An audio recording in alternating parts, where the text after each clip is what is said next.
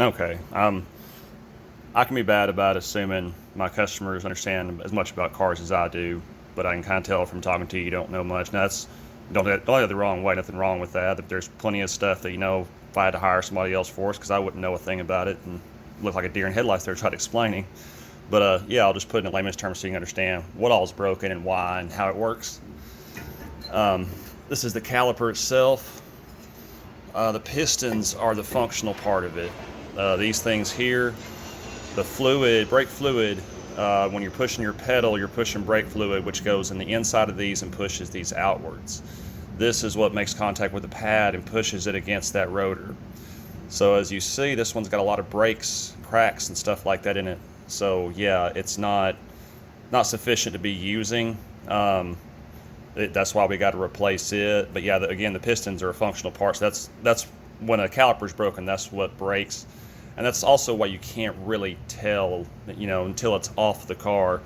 Like I couldn't just tell looking at the outside. I was kind of guessing, but thought maybe it was okay. But as soon as I took it out and saw this, I'm like, oh yeah, that's pretty rough.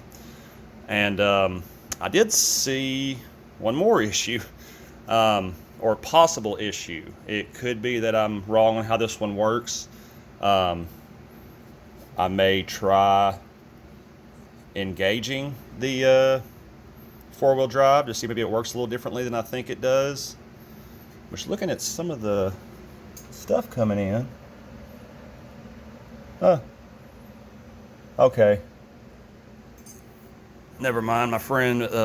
I have an expert friend that helps me with stuff I'm not that knowledgeable about. He did say that this would make sense if there's a vacuum line running to it, which there does appear to be. So that's probably why it's free of the CV axle now. I was thinking that maybe your hub assembly wasn't even connected to the axle anymore, and that's what's wrong. But no, this seems to be about what he was talking about with the vacuum line. That's what would activate that. So that's why it's free of the CV axle now, just because the four-wheel drive's off. But the noise isn't normal. Yeah, these should be pretty quiet when they spin. Yeah, sounds like the bearings in yours are going out. You hear that noise as I turn? Ooh. Yeah. I suggest your hub assembly's tearing up too. I just always try to point out things as I go and as I notice them.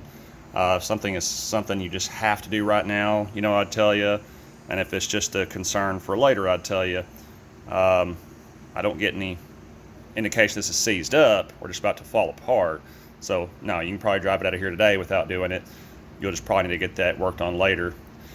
And I had to come back and get the caliper. Sometimes they'll change parts in the middle of a year.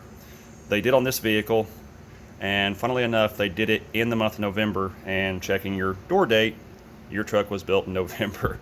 So it would be kind of a guessing game, which, like the calipers change, be a guessing game which one it is. So I had to come back so I can get the original caliper to bring up there to compare and make sure I got the right one. But that's the breakdown of that. So that's why the calipers broke. These are the functional part. They're broken.